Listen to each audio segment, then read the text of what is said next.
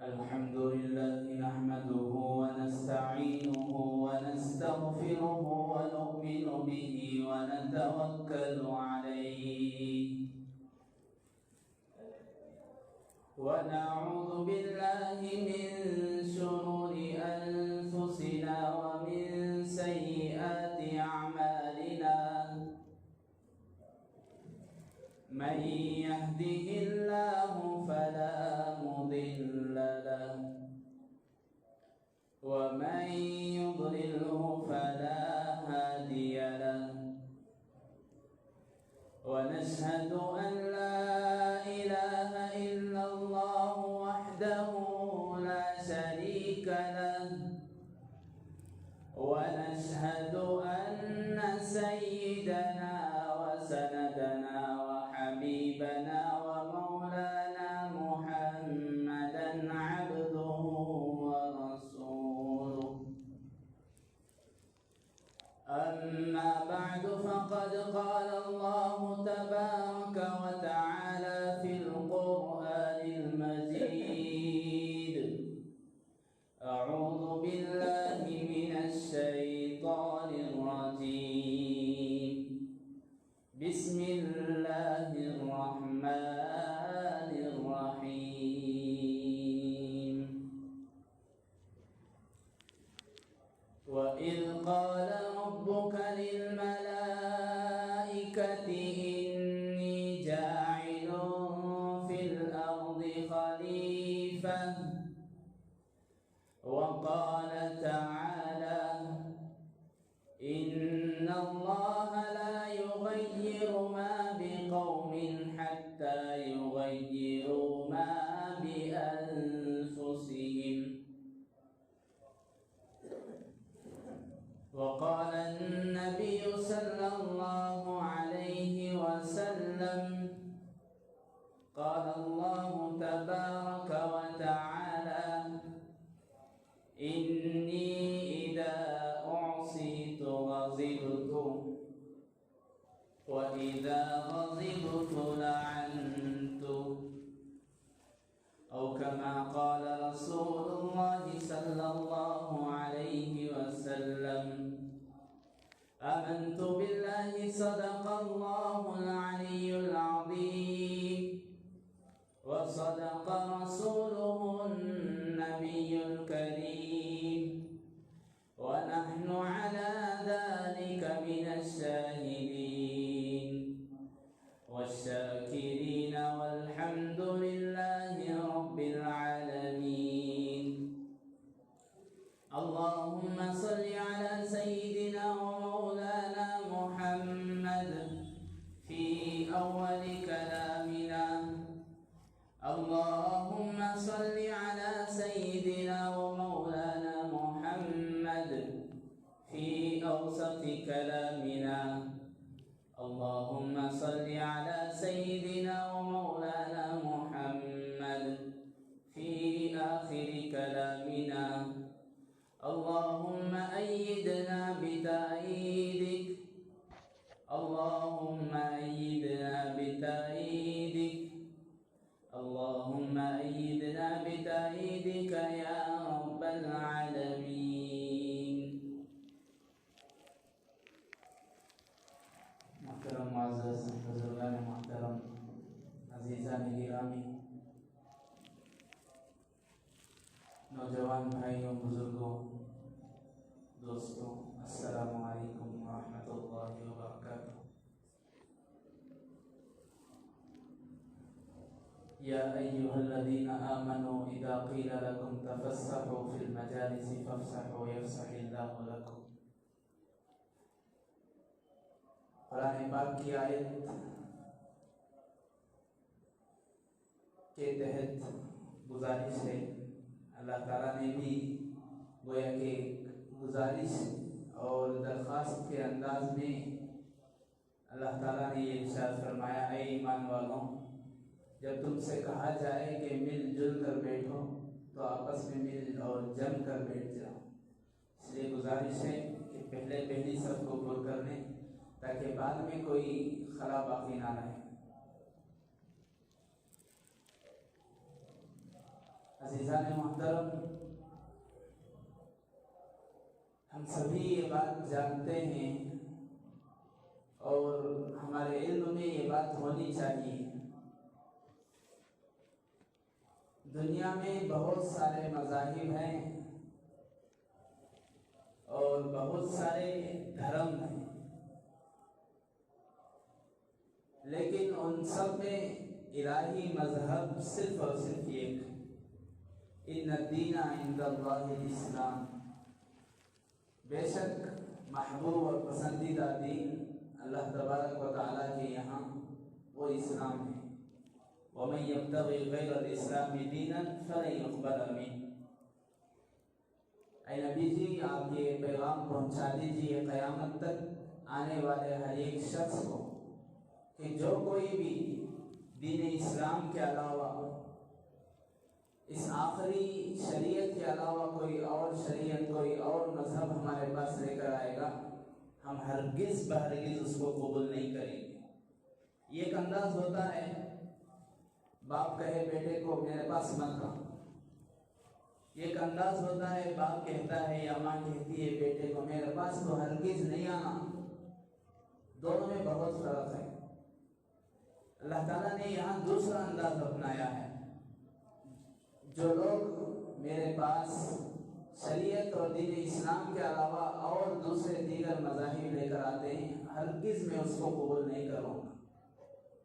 इससे मालूम होता है कि अल्लाह तबारक व तआला को सारे मज़ाहिब, सारे धर्म में, सारे जितने भी ऐसी शरीयतें हैं, सब में अल्लाह तबारक व तआला को सिर्फ और सिर्फ पसंदीदा दीन इस्लाम है, शरीयत मोहम्मदी है, जिसे अल्लाह तबारक व तआला ने आप अलैहिस्सलातु वस्सलाम के साथ, आप अलैहिस्सलाम के ज़रिए इस उम्मत मोहम्मदिया तक पहुँचाया है। इन्ना नहनु नज़्ज़लना ज़िक्र व इन्ना लहु लहाफ़िज़ून। बुज़ुर्गान मोहतरम, अब ये दीन चूँकि अल्लाह तबारक व तआला ने एक तमहीद बांध दी है, अल्लाह तबारक व तआला ने एक सद्दे बाब फरमा दिया। अल्लाह ताला ने ये फरमाया कि इसके अलावा कोई और धर्म मैं कबूल नहीं करूँगा। अगर उनको साफ अल्फाज में कहा जाए, चाहे वो सिखों का धर्म हो, हिंदुओं का धर्म हो, यहूदियों का धर्म हो, ईसाइयों का धर्म हो, बुद्ध का धर्म हो, किसी का भी हो, अल्लाह तबारक व तआला, हम सब जानते हैं कलामुल्लाह है। अल्लाह तबारक व तआला ने कसम उठाई है कि हम इस कुरान को नाजिल करने वाले हैं और ता क़यामत हम ही इसकी हिफाजत करेंगे। इसका हर्फ बहर्फ, इसका लफ्ज़ बलफ्ज़, इसकी सूरत, इसकी सतर, इसका ज़बर ज़ेर पेश, इसका मज़मून, इसका तर्जुमा, इसके सूरतें, इसके पारे, सब कुछ अल्लाह तबारक व तआला की अपनी हिफाजत में ले लिया है। इन्नल्लाह ला युख़्लिफ़ुल मियाद, ये हमारा अक़ीदा, हमारा मानना है। अल्लाह तबारक व तआला कभी अल्लाह ताला से झूठ, वादा खिलाफी, ऐसी बातें सरजद ही नहीं हो सकती। खुद अल्लाह ने कसम फरमाया है। बुज़ुर्गान मोहतरम, अब अल्लाह ताला ने जिस दीन को अपने यहाँ कामिल बनाया है, अल-यौमा अकमलतु लकुम दीनकुम, कामिल भी बना लिया, व अतममतु अलैकुम निअमती, अलग अलग अंदाज में अल्लाह ताला ने फरमाया। मैंने पहली आयत पढ़ी, अल्लाह ताला ने उसमें फरमाया कि खालिस दीन हमारे यहाँ कबूल है तो वो दीन इस्लाम ही है। खालिस सिर्फ और सिर्फ हमारे यहाँ मोतबर मकबूल दीन और दीन इस्लाम है। दूसरी आयत में फरमाया, तुम में से जो कोई दीन इस्लाम के अलावा और किसी दीन का पैरोकार होकर और किसी दीन को अपनाकर और किसी धर्म को अपनाकर हमारे पास यहाँ आएगा, हम उसको हरगिज़ कबूल नहीं करेंगे। इस आयत में बारी ताला फरमाते हैं, आज के दिन हज्जतुल विदा के दिन जब आप अलैहिस्सलातु वस्सलाम ने अपना हज फरमाया, तो उस मौके पर अल्लाह ताला ने आयत नाजिल फरमाई, ऐ नबी जी, आज के दिन हम आपको ये बशारत सुनाते हैं, खुशखबरी सुनाते हैं, आप इसको अच्छी तरह गांठ बांध लें और आखिरी आने वाले उम्मती हर वक्त तक इस पैगाम को पहुंचा दें कि इस दीन को हमने कामिल और मुकम्मल कर दिया। और इतना ही नहीं, हम इस बात का भी ऐलान करते हैं, कहीं ऐसा ना हो किसी को ये शुबह हो सकता है, अल्लाह ताला ने तो सिर्फ ये فرمایا کہ ہم اس دین کو کامل کر چکے ہیں، اس دین کو ہم پسند کر چکے ہیں، ہم اس دین کو صرف اور صرف قبول کریں گے، دوسرے دین کو قبول نہیں کریں گے۔ اے نبی جی، ہم اس بات کی بھی آپ کو خوشخبری دیتے ہیں، اس بات کا بھی اعلان کرتے ہیں وَرَضِيتُ لَكُمُ الْإِسْلَامَ دِينًا، ہم اس دین سے خوش ہیں، یہ دین ہمیں راضی کرتا ہے، اس دین پر جو چل کر آئے گا وہ ہماری مراد پوری کرے گا، وہ ہمارا اطاعت اور فرما بردار سمجھا جائے گا۔ اب یہ ساری چیزوں کو، ان ساری آیتوں کو ہم ذہن میں رکھ کر سوچیں، ایسے دین میں اللہ تعالیٰ نے کسی چیز کی کمی نہیں رکھی، اس لیے کہ میں نے پہلے ہی کہا یہ دین، یہ مذہب الہی مذہب ہے۔ اللہ تبارک و تعالیٰ نے ہمیشہ سے، اللہ تعالیٰ کا قانون ہے، اللہ تعالیٰ کی سنت ہے، اللہ تعالیٰ کوئی بھی اپنے بندوں کی ضرورت دینی ہو دنیاوی ہو، اللہ تعالیٰ جتنے بھی انبیاء کو نازل کیا ہے، اللہ تعالیٰ نے بطور وحی ان پر اس کی طرف اشارہ فرما دیا اور مسائل کا حل فرما دیا ہے۔ اب ہم یہ دیکھیں کہ اللہ کے نبی علیہ السلام، کتاب اللہ تو دین تھا، اللہ تعالیٰ نے دین جو دے کر بھیجا اس کو کتاب اللہ کہتے ہیں، شریعت کہتے ہیں، اسلام کہتے ہیں، یا اسے دین کہیں۔ اللہ تعالیٰ کا ایک دستور ہے، اللہ تعالیٰ نے کتاب اللہ کے ساتھ رجال اللہ بھی بھیجا ہے۔ کتاب اللہ تعالیٰ کی کتاب، رجال ایسے افراد، ایسے لوگ جو اللہ تعالیٰ منتخب کرتا ہے کتابوں کے ساتھ بھیجنے کے لیے، جن پر کتابیں اتارنے کے لیے، جن کے صدقے اور وسیلے سے امت تک اپنا پیغام پہنچانے کے لیے جن افراد کو اللہ تعالیٰ چنتا ہے، ان چنندہ افراد کو، ان منتخب افراد کو، ان بعض مشخص لوگوں کو کہا جاتا ہے رجال اللہ۔ تو اللہ کے نبی علیہ السلام پر قرآن نازل ہوا ہے، شریعت دی گئی ہے، دین اسلام آپ علیہ السلام کے ذریعے سے عام کیا گیا ہے۔ تو اب اس میں اللہ تبارک و تعالیٰ نے قیامت تک کے لیے، اللہ تعالیٰ نے جب فرما دیا کوئی دین قبول نہیں ہے، تو ہر چیز اس میں ہے،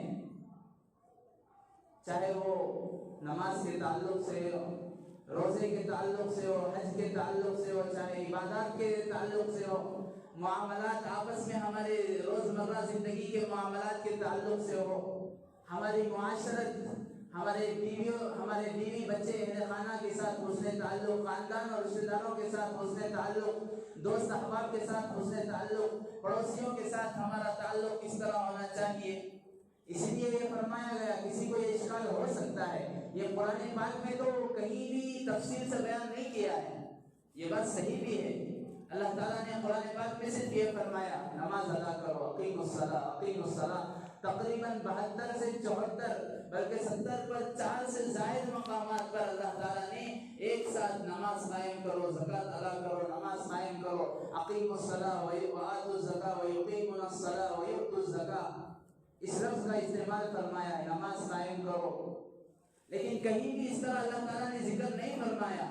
نماز کا مطلب یہ ہے کہ تم سب سے پہلے وضو کرو، وضو کرنے کے بعد نیت باندھو، نیت باندھنے کے بعد امام کی ابتدا میں کھڑے ہو جاؤ، ہاتھ اٹھاؤ، ناک کے نیچے باندھو، رکوع کرو، رکوع کے بعد سجدہ کیا جاتا ہے، سجدے کے بعد 1 رکعت مکمل ہوتی ہے، پھر 2 رکعت والی نماز ہے، 4 رکعت والی نماز کس طرح پوری کرنی چاہیے، اس طرح تفصیل سے ہمیں قرآن میں نہیں ملے گا۔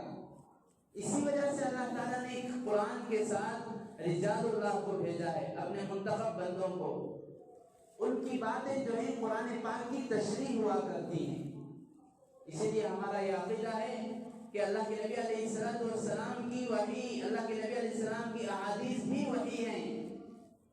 آپ علیہ السلام نے جو احادیث مبارکہ بیان فرمائے، حضرت علماء، حضرت محققین لکھتے ہیں وہ احادیث جس میں اللہ کے نبی علیہ السلام نے احکامات بیان کیے، چاہے کسی بھی تعلق سے حکم ہو، دنیاوی تعلق سے احکامات ہو، ہمارے خرید و فروخت کے تعلق سے احکامات ہو، دینی تعلق سے احکامات ہو، ایسے احادیث تقریباً 5000 سے زائد ہیں۔ اللہ کے نبی علیہ السلام کے جو احادیث حضرات صحابہ بیان کرتے ہیں، حضرت ابو ہریرہ کا بارہا ہم نام سنتے ہیں، حضرت ام المؤمنین حضرت عائشہ رضی اللہ عنہ کا نام سنتے ہیں، یہ وہ صحابہ ہیں جو کثرت سے آپ علیہ السلام سے حدیث میں بیان کرتے ہیں۔ ہمارا اس سلسلے میں یہ ماننا ہے، ہمارا ایمان ہے اور ہمارا عقیدہ یہ ہونا چاہیے کہ احادیث بھی وحی ہے، جس طرح قرآن پاک اللہ کے نبی علیہ السلام پر وحی کے ذریعے سے نازل ہوتا تھا، جن آیتوں کو حضرت جبرائیل لے کر اترا کرتے تھے، یہ حدیث بھی حضرت جبرائیل لے کر اترے ہیں۔ ان الفاظ کو جو احادیث میں بیان کیے جاتے ہیں ان الفاظ کو بھی حضرت جبرائیل لے کر اترے ہیں۔ تو پھر فرق کیا ہے احادیث میں اور قرآن میں؟ بس صرف چھوٹا سا فرق ہے۔ ان باتوں کا جاننا ضروری ہے، یہ کوئی ہوائی فہمی نہیں ہے یا کوئی علمی بات، ایسی بات نہیں ہے کہ ہمیں اس کا جاننا ضروری نہیں ہے۔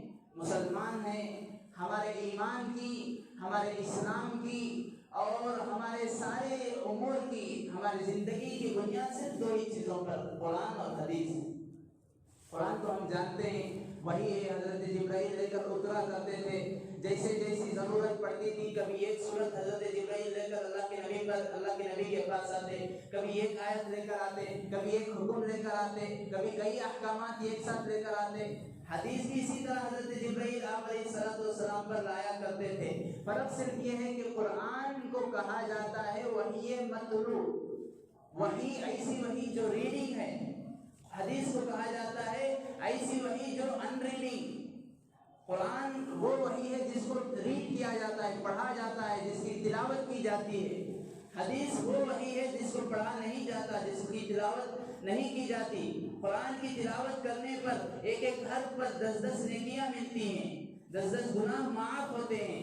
لیکن حدیث کے بارے میں ایسی کوئی وضاحت نہیں ہے، ایسا کوئی بیان نہیں ہے، اس لیے کہ قرآن ہو بہو اللہ تعالیٰ کا کلام ہے۔ دوسری کتابوں کو، تورات ہو حضرت موسیٰ علیہ السلام پر نازل ہوئی، انجیل ہو حضرت عیسیٰ پر نازل ہوئی، زبور ہو حضرت داؤد علیہ السلام پر نازل ہوئی، ان ساری کتابوں کو کہا جاتا ہے کتاب اللہ۔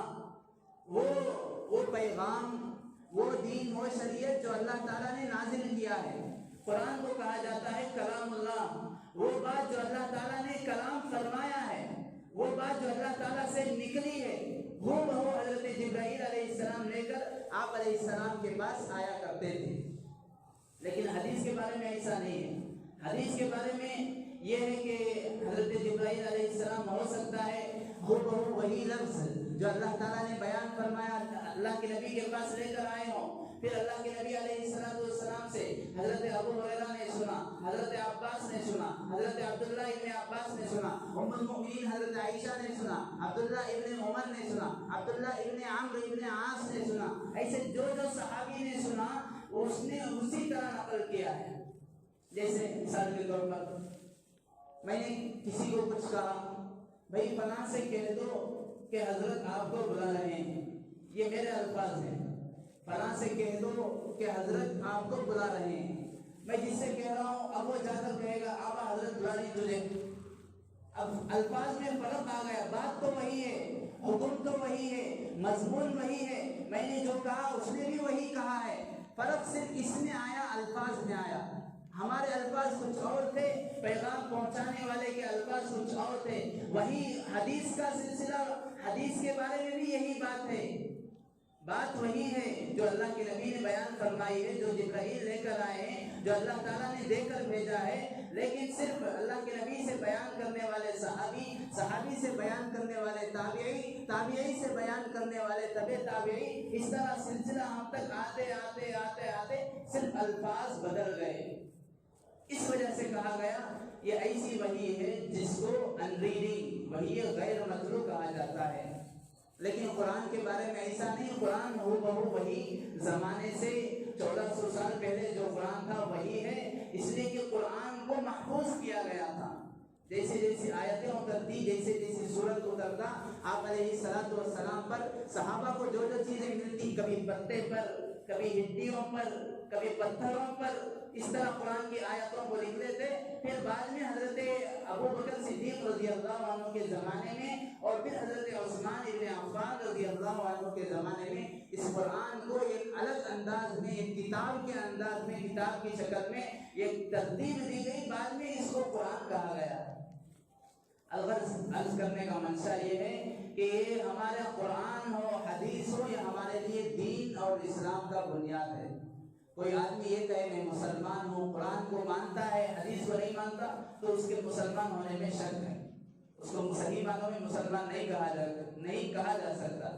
الغرض میں یہ عرض کر رہا تھا کہ قرآن اور حدیث یہ ہمارا آخری دین ہے۔ باری تعالیٰ نے فرمایا ہم اس کو پسند کر چکے ہیں، یہ ایسا دین ہے کہ اس کے علاوہ کسی اور دین کی گارنٹی نہیں دی، چاہے وہ موسیٰ علیہ السلام کا دین ہو، ابراہیم علیہ السلام کا دین ہو، عیسیٰ علیہ السلام کا دین ہو، داؤد علیہ السلام کی شریعت ہو۔ کسی کے متعلق یہ پروانہ یا سرٹیفکیٹ نہیں عطا کیا گیا کہ تم اس پر چلتے ہوئے آؤ گے میرے پاس، اس پر عمل کرتے ہوئے تو میں تمہاری بخشش کروں گا، یہ میں تمہیں معاف کروں گا، میں تمہارے دین کو پسند کرتا ہوں۔ یہ صرف اور صرف قرآن پاک کی خصوصیت ہے یا ہمارے دین کی خصوصیت ہے، یہ اعزاز ہے۔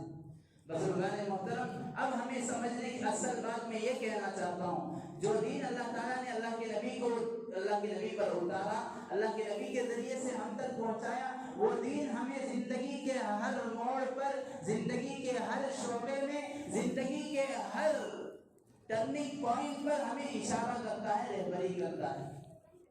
کوئی بات ایسی نہیں ہے بھئی یہ سیاسی امور ہے، یہ سیاست کا میدان ہے، یہ دوسرا میدان ہے، یہ دنیاوی بات ہے، اس کی مثال، اس کا حکم ہمیں شریعت میں نہیں ملے گی، ایسی کوئی بات نہیں۔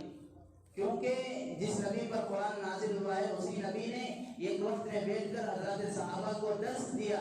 اصحاب صفہ وہ صحابہ جنہوں نے آپ علیہ السلام سے قرآن سیکھا، قرآن پڑھا، حدیث سیکھا۔ اللہ کے نبی علیہ السلام نے ایک وقت میں سبق بھی دیا کرتے تھے۔ اللہ کے نبی علیہ السلام مسجد کے امام بھی تھے، مسجد کے خطیب بھی تھے۔ آپ علیہ السلام دونوں جہاں کے بادشاہ تھے۔ آپ علیہ السلام مکہ مدینے کی سیاست کرتے تھے، وہاں کی حکومت کی باغ ڈور آپ علیہ السلام کو سونپ دی گئی تھی۔ آپ علیہ السلام جگہ جگہ حضرات صحابہ کو گورنر منتخب کرتے تھے۔ معاذ جاؤ یمن کے تم گورنر ہو، عمرو بن عاص جاؤ شام کے تم گورنر ہو، تم فلاں جگہ کے ولی ہو، تم فلاں جگہ کے حکمران ہو۔ الغرض ہر شعبے کے متعلق ہمیں دین نے، شریعت نے رہبری کی ہے۔ یہی وجہ ہے اللہ تعالیٰ نے فرمایا ایسا جامع دین ہے، ایسی کوئی بات نہیں ہے کہ کوئی شخص 1400 سال پہلے سے ہو یا تا قیامت کی صبح تک یہ کہہ سکے کہ اس دین میں اس مسئلے کے متعلق ہمیں حل نہیں ملتا۔ اگر کوئی یہ کہہ رہا ہے تو اس کے علم کی کمی ہے۔ بزرگان محترم، اس لیے ہمیں سمجھنے کی ضرورت ہے، اللہ تعالیٰ نے جہاں پر نمازیں پڑھی، نمازیں پڑھائی، قرآن پڑھا، قرآن پڑھایا، حدیث بیان کی، حدیث صحابہ کو سکھایا، اللہ کے نبی علیہ السلام نے منبر پر کھڑے ہو کر خطبہ دیا، اللہ کے نبی علیہ السلام نے محراب میں کھڑے ہو کر نماز پڑھائی، محراب میں بیٹھ کر اللہ کے نبی علیہ السلام صحابہ سے مذاکرہ کیا کرتے، حضرات صحابہ سے بیان کیا کرتے۔ وہی نبی میدان میں بھی اترے ہیں، اسی نبی نے سیاست بھی کی ہے۔ آج ہم لوگوں کا ذہن یہ ہوگا سیاست بھی ایک دلدل ہے، ایک کیچڑ ہے، اس میں مسلمانوں کا کچھ کام نہیں ہے، ہمیں اسے کچھ لینا دینا نہیں ہے۔ یہی وجہ ہے کہ اس چیز کی وجہ سے آج مسلمان کو ہر طرح سے آزمایا جاتا ہے، ستایا جاتا ہے۔ اب مثال لے لیجیے، جب ووٹنگ کا نمبر آتا ہے، اب ووٹنگ کا دن آیا، ووٹنگ کا وقت آتا ہے تو کوئی نہیں گیا، کیا بھئی آپ ووٹ ڈالنے گئے تھے؟ نہیں بات چھوڑو، ڈالے کیا ڈالو نکو ڈالو تو بھی ایک ہی حساب، تو بھی ایک ہی ڈال کو کیا فائدہ؟ ایسے صرف میں جانتا ہوں، ایسے 2 شخص کو، آپ جانتے ہیں ایسے 4 شخص کو۔ ایسی غافل اور غفلت میں پڑی ہوئی قوم ہم لوگوں نے موقع دیا، سستی کر کے، کاہلی کر کے، غفلت کر کے، نظر انداز کر کے، اس کو غیر معمولی سمجھ کر ہم پیچھے ہٹ گئے، ان لوگوں کو قدم آگے بڑھانے کا موقع مل گیا۔ یہی وجہ ہے کہ جب پچھلی مرتبہ جب یہ حکومت جو آج جن لوگوں کی حکومت ہے، یہ سب سے پہلے 2014 میں جب جیتی تھی 33 پوائنٹ سے جیتی تھی، 33 سیٹوں سے جیتی تھی، لیکن جب دوسری مرتبہ 2019 میں یہ جیتی تو 30% سے 6% کو جیت گئی۔ 36 سے 37 پوائنٹ انہیں مل گئے، سیٹ مل گئے۔ اب یہ کس طرح بڑھ گئے یہ سیٹ، اور ان کے لیے پرسنٹیج، ان کے لیے یہ اوسط کس طرح بڑھ گیا؟ یہی ہے، یہی گول دائرہ ہے۔ ہم میں سے کتنے لوگوں نے یہ سوچ کر قدم کو پیچھے ہٹا لیا، ہم ڈالیں یا نہ ڈالیں اس سے کچھ ہونے والا نہیں ہے، چھوڑنا جو ہونا ہے سو ہوتا، اللہ تعالیٰ جو کرنا ہے کرتی ہے، ہمارے ہوتی سے کیا نہیں ہوتا۔ اسے بولتے ہیں ایسا تقویٰ جس کو مارا ہوا ہے لقوہ۔ بزرگان محترم ایسی سستی اور کاہلی کی وجہ سے یہ لوگ جیت گئے۔ پھر ان لوگوں نے اپنا ایک نظریہ بنا لیا، اب 36 سے 37% 100 میں سے اب بقیہ رہ گئے کتنے؟ بقیہ سارے لوگوں پر انہوں نے حکومت کرنے کا ایک وہی انداز شروع کیا جو یہاں پر گورے اور انگریز کیا کرتے تھے۔ وہ کیا ہے ہم سب جانتے ہیں، ڈیوائڈ اینڈ رول۔ اب چونکہ ان کے پاس ایک میجورٹی آ گئی، حالانکہ اگر دیکھیں تو یہاں پر ایک طرف ہے 36، ایک طرف ہے 36%، ایک طرف ہے 36 اوسط، بقیہ طرف کتنا بڑا اوسط ہے، کتنی زیادہ تعداد ہے۔ لیکن ان لوگوں نے اس میں کیا کیا، الگ الگ، کبھی ہندو مسلم، کبھی خود آپس میں مسلمان اس طرح فتنے برپا کیے، اس طرح فسادات برپا کیے، آپس میں لڑا دیے، ڈیوائڈ کر دیے۔ اب رول جو چاہے قانون لاؤ، چاہے CAA کا قانون لاؤ، چاہے NPR کا قانون لاؤ، چاہے NRC کا قانون لاؤ، اتنے پر بس نہیں ہے۔ اب الحمدللہ جب سے قانون لایا گیا، دیش کے ہماری سرزمین کے کئی سارے نوجوان، ہماری مائیں، ہماری بہنوں نے مسلسل اس کے خلاف احتجاج کیا، مسلسل اپنے آپ کو روڈوں پر لگا دیا، اپنے جان کی مال کی ہر طرح کی قربانی دی۔ حضرات علماء نے کئی سفریں کی، رات بھر میٹنگیں ہو رہی ہیں، رات بھر ان کے جو ہے اس سلسلے میں فکریں ہو رہی ہیں۔ ان ساری فکروں کا نتیجہ الحمدللہ وہ لوگ بوکھلا گئے، ان لوگوں کے پیروں تلے زمین ہٹ گئی، انہی کی چمچا گیری کرنے والے، انہی کی چاپلوسی کرنے والے ان سے بغاوت کر بیٹھے۔ اب یہ لوگ دیکھیں کہ تھوڑا نرم ہونا پڑے گا، اس لیے انہوں نے کہا ابھی حال ہی میں ٹھیک ہے، ہمارا ارادہ اب فی الحال NRC لانے کا نہیں ہے۔ صاف الفاظ میں انہوں نے کہا اب فی الحال ہمارا ارادہ NRC لانے کا نہیں ہے، مطلب یہ ہے کہ اب فی الحال نہیں لائیں گے تو مسلمان خاموش بیٹھ جائے گا، مسلمان سو جائے گا۔ وہی مسلمان جو پہلے گھروں میں سوتا تھا، وہی مسلمان جس کا روٹین یہ ہوتا تھا، روٹی کپڑا مکان بیوی بچہ دکان، وہی مسلمان جو صرف بیوی بچے کی فکر میں لگا رہتا تھا، اس کو پھر ہم اسی رخ پر لائیں، اس کو پھر ہم اسی روش پر لائیں، بعد میں ہم جو کرنا چاہیں مسئلہ ٹھنڈے ہونے کے بعد پھر کر سکتے ہیں۔ اسی لیے اکابر علماء نے کہا اتنے سے کام نہیں چلے گا، آپ کو یہ وضاحت کے ساتھ کہنا پڑے گا کم از کم 2024 تک جب تک ہماری حکومت رہے گی تب تک آپ اس کو لاگو نہیں کریں گے۔ آپ اس طرح کھلا وضاحتی بیان دو، اس کے بعد ہم سوچیں گے کہ احتجاجات کو بند کرنا ہے یا احتجاجات کو جاری رکھنا ہے۔ بزرگان محترم، ان احتجاجات کو بند کرنے کی بھی کئی ساری سازشیں کی گئی، کبھی ہوائی پھیری کی گئی، کبھی مزدورات پر اٹیک کیا گیا۔ ابھی قریب میں ایک بچی کا انتقال ہوا ہے، خبر سنتے ہی آنکھ کے بدن کے جسم کے رونگٹے کھڑے ہو جاتے ہیں۔ معصوم سی بچی ہے جس نے ابھی دنیا کا کچھ نقش و نگار نہیں دیکھا ہے، دنیا کی ریل پیل نہیں دیکھی ہے، دنیا کیا ہے، ماں باپ کیا ہے، کچھ نہیں جانتی، بے شعور معصوم سی ننھی سی گڑیا، مستقل تقریباً 40 دن تک احتجاجات میں، ان پروٹیسٹ میں رہنے کی وجہ سے، ٹھنڈ کی وجہ سے اس کی موت ہو گئی۔ بزرگان محترم، اگر ہم سوچیں، اگر کل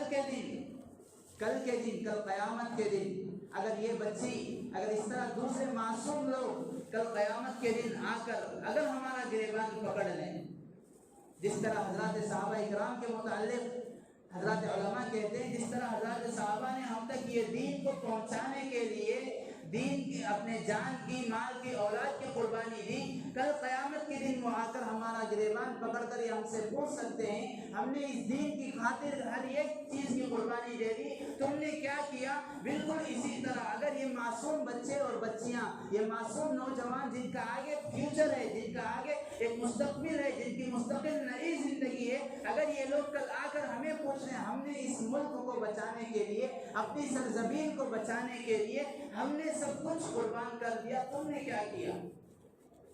بزرگان محترم، ہمیں سب سے پہلے ہمارے اس نظریے کو ختم کرنا چاہیے۔ ہم میں سے اکثر لوگ ابھی بھی یہی سمجھتے ہیں کہ یہ ہندوستان بولے کیا بھائی، ہندوؤں کا ملک، اسی وجہ سے کئی لوگوں کو اس کی حقیقت معلوم ہی نہیں ہے. کئی مسلمان پڑھے لکھے لوگ، کئی MLA سب یہی کہتے ہیں کہ ایک وقت میں سارے جو ہے ہندوستان میں بسنے والے ہندو ہی تھے، بعد میں اسلام پھیلا ہے تو بعد سارے مسلمان ہو گئے، لہذا ہم سب ایک حساب سے ہندو ہیں. العیاذ باللہ، نعوذ باللہ. بزرگان محترم، ہمیں اس تاریخ کو یاد کرنا چاہیے، یاد رکھنا چاہیے.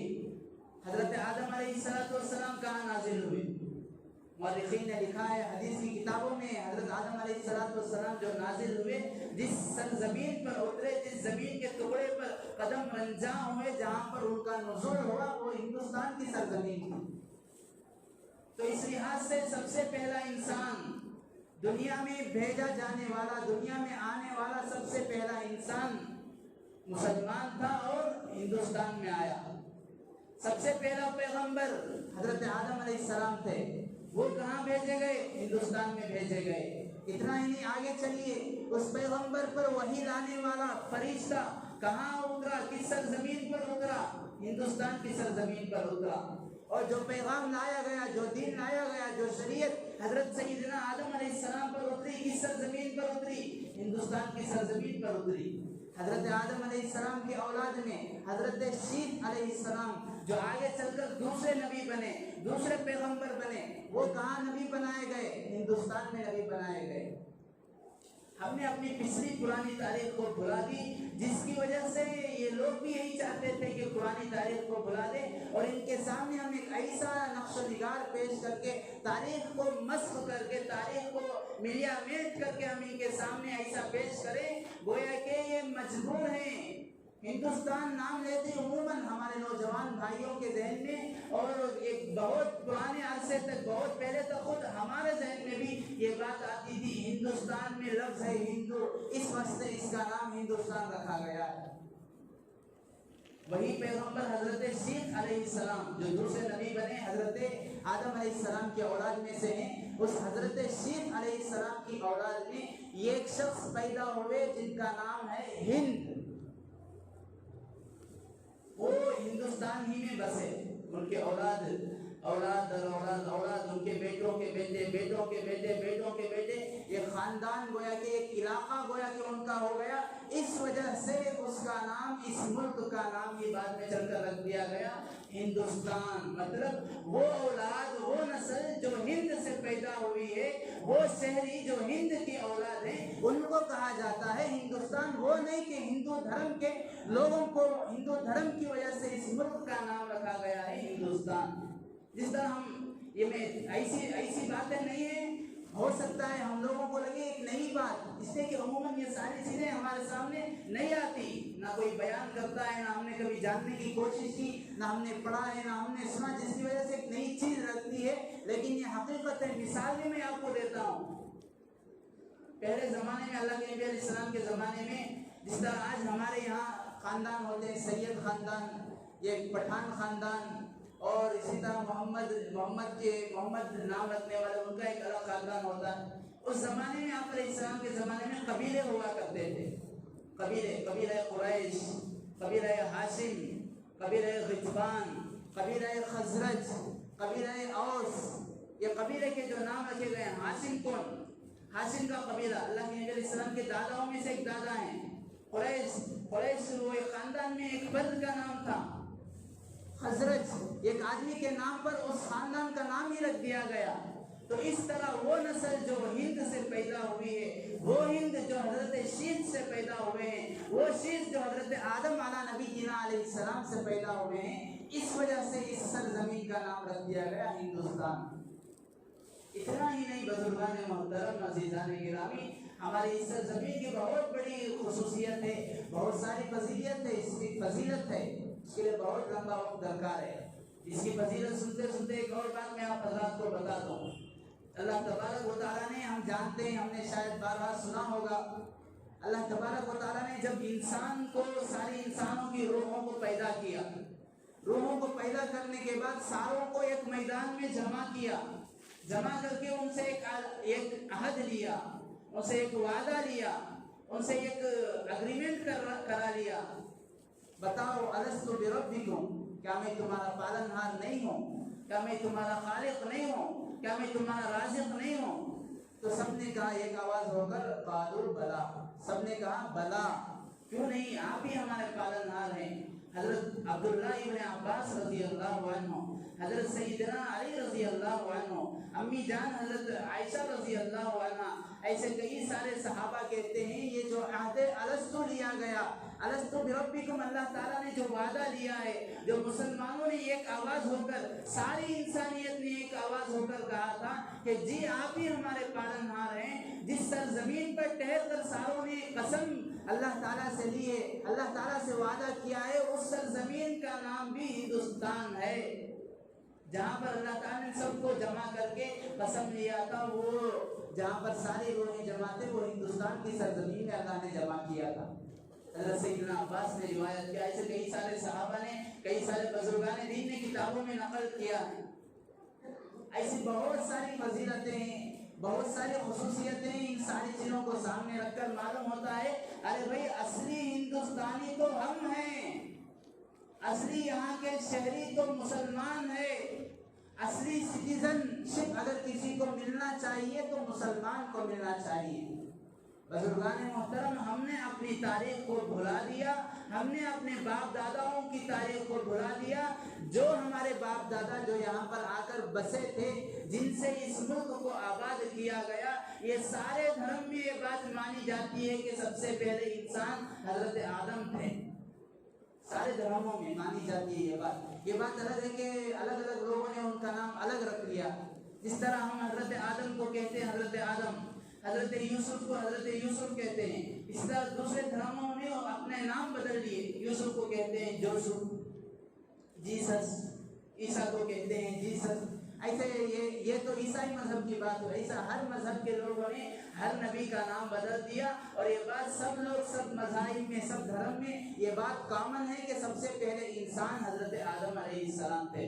الغرض میں عرض کرنے کا مقصد یہ ہے کہ ساری چیزوں سے معلوم ہوتا ہے سب سے پہلی وہی نازل ہوئی جہاں پر ہندوستان کی سرزمین تھی، سب سے پہلا انسان آیا وہ جگہ پر جو ہندوستان ہے، سب سے پہلے پیغمبر پر وحی لانے والے حضرت جبرائیل سرزمین ہندوستان میں آئے، عہد الستو جو اللہ تعالیٰ نے ساری انسانیت سے دیا وہ سرزمین ہند ہے۔ بزرگان محترم، اس اعتبار سے اصل شہری تو ہم ہیں، اصل باشندے تو ہم ہیں، اصل یہاں کے رہنے والے تو ہم ہیں۔ اب یہ باہر کے دوسرے طریق بار ہو یا چوکی دار ہو، یہ لوگ آ کر ہم لوگوں سے ہماری شہریت چھیننا چاہتے ہیں۔ اب اس سلسلے میں ہمیں گھٹ ہونا چاہیے، ہمیں اپنے آپ میں تبدیلی لانا چاہیے، ہمیں سب سے پہلے اس تاریخ کو جاننا چاہیے، ہم اس کو جاننے کی فکر کریں۔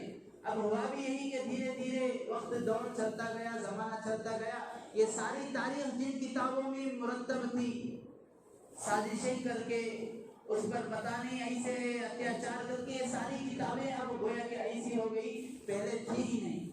اب الحمدللہ آج کل میں قریب ہی میں ہمارے علماء کو ایسی کتابیں دستیاب ہوئی ہیں، تقریباً 100 سال پرانی کتابیں، 150 سال پرانی کتابیں، جو جمعیت کی پیڑ سے کام کرنے والے حضرات علماء، شیخ الاسلام حضرت حسین احمد مدنی رحمۃ اللہ علیہ، جنہوں نے جنگ آزادی کی تھی، جنگ آزادی کے مجاہد تھے، فریڈم فائٹر تھے، انہوں نے ساری تاریخ کو لکھی ہے۔ اس کتاب ہی کو، اس تاریخ ہی کو ملیامیٹ کر دیا گیا، ایسا کر دیا گیا گویا کہ کچھ ہے ہی نہیں۔ صحیح بات ہے جو لوگ کہتے ہیں، ایسی ذہنیت بتائی گئی۔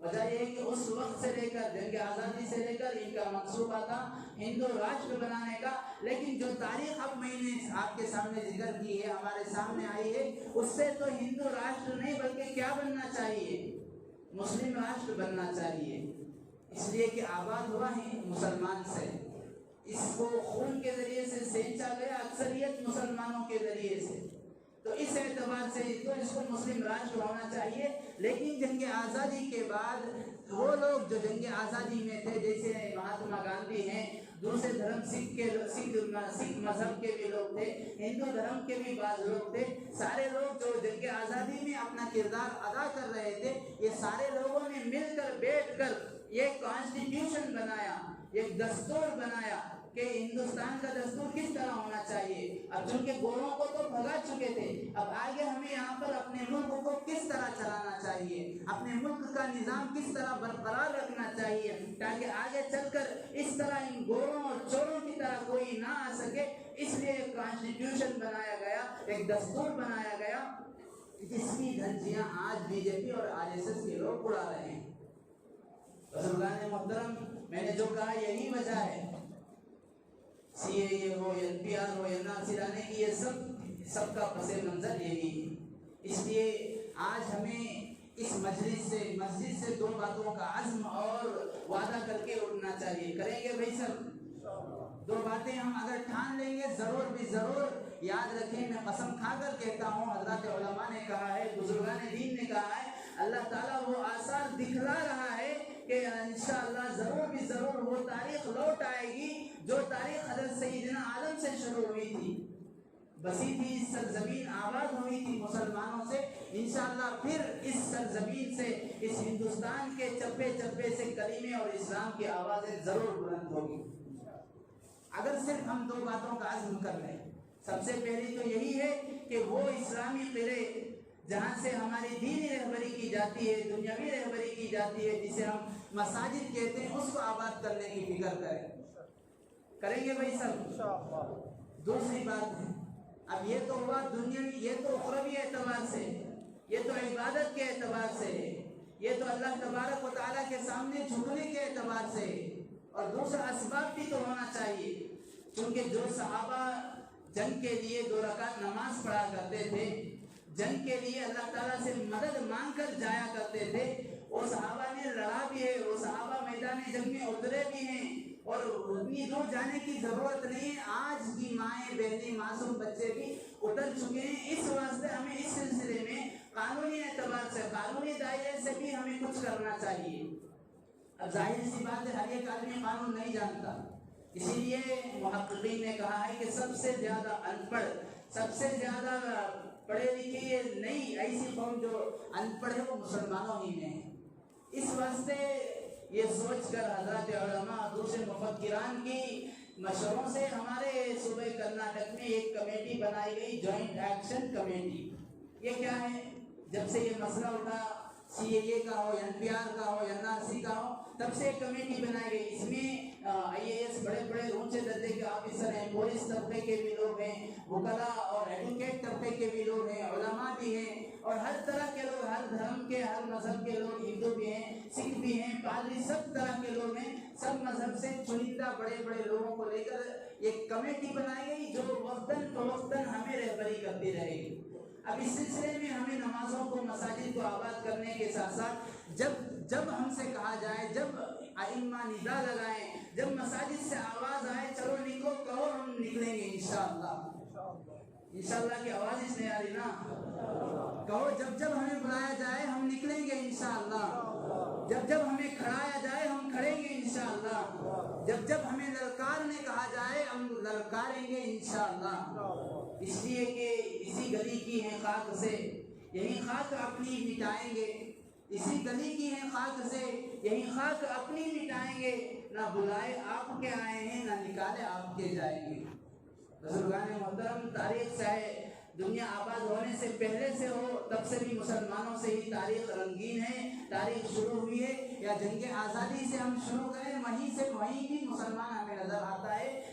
جہاں بھی دیکھیں مسلمان ہی مسلمان ہے. یہی چیز تعصبیت کی وجہ، یہی تعصبیت انہیں کھائی جا رہی ہے. اس لیے ہمیں سب سے پہلی چیز، ہم نے وعدہ کر لیا ہے. ایک بات یاد رکھیں، ہم نے مسجد میں بیٹھ کر وعدہ کیا ہے، عزم کیا ہے. اس لیے اگر ہو سکتا ہے کسی کے ذہن میں آئے، حضرت آپ کب دیکھے اتوار کو بھی احتجاجات میں بلا رہی، جمعہ کو بلا رہی، ہفتے کو بلا رہی، کام دھندے نہیں کیا. ایسے 2-3 احباب نے آ کر شکایت کی، حضرت آپ کو کیا بھی نہیں ہے، آپ نمازاں پڑھاتی، جمعہ کا بیان دیتی، ہمیں کام دھندے ہی، آپ کب بلاتی، آ جانا کیا، ہمیں کیا کام نہیں. ایسے الفاظ کہنے. بزرگان محترم، اگر آج ہم نہیں کھڑے ہوئے، ضرور بھی ضرور یاد رکھیں کل ہماری وہ نسلیں جن کو ہم نے ایڈوکیٹ بنایا ہے، جن کو ہم نے اعلیٰ سے اعلیٰ ترین تعلیم انہیں میسر کی ہے، یہی نسلیں کل ہماری ڈیٹینشن سینٹروں میں گزارے گی. ایسی جگہیں جہاں پر جانوروں سے، جیلوں سے بدتر زندگی گزرتی ہے، ہم اس لیے کہ آدمی محنت کر رہا ہے، آدمی کماتا ہے، صبح سے لے کر رات تک کئی لوگ 12 سے 20 گھنٹے 22 گھنٹے تک محنت کر رہے ہیں. وجہ کیا ہے؟ ارے اگر اسے صرف خود کے لیے کھانا ہے، خود کے لیے پینا ہے، خود کی زندگی گزارنا ہے تو دن میں 100 سے 300 500 روپے کی مقدار میں اس کی زندگی کٹ سکتی ہے. اولاد کی مستقبل کے لیے، اپنی نسل کے فیوچرز کے لیے، آگے کی پلاننگ کے لیے وہ اتنی محنت کرتا ہے. اگر آج ہم کھڑے نہیں ہوئے تو وہ سارے ہمارے منصوبے، وہ سارے ہمارے اولاد کے فیوچرز، اولاد کی مستقبل بالکل خاک میں ملا دیں گے. اس لیے جب ہمیں کہا جائے نکلنا ہے، جب ہمیں کہا جائے تھوڑی دیر احتجاجات میں آنا ہے، پروٹیسٹ میں آنا ہے، باہر سڑکوں پر آنا ہے، سب چلیں گے انشاءاللہ. اس لیے وقتاً فوقتاً جو اعلانات کیے جا رہے ہیں اس میں آپ حضرات سے درخواست ہے آخر میں کہ دن میں جتنا ہو سکے احتجاجات شروع ہو رہے ہیں 3 سے مثال کے طور پر 5 تک، تو 1 گھنٹہ آدھا گھنٹہ مستورات کے مستقل احتجاجات کا نظم کیا جا رہا ہے.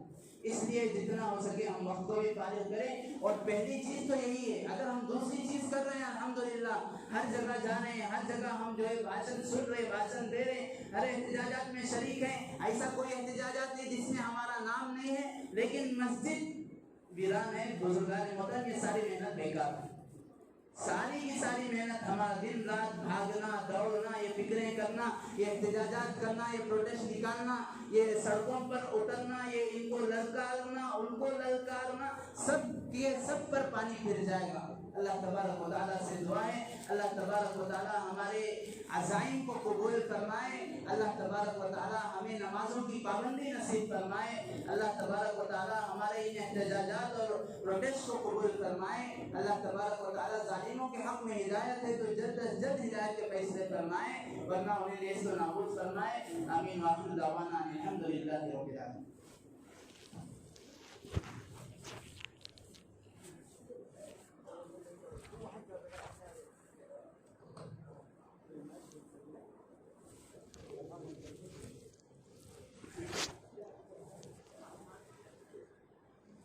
Thank you.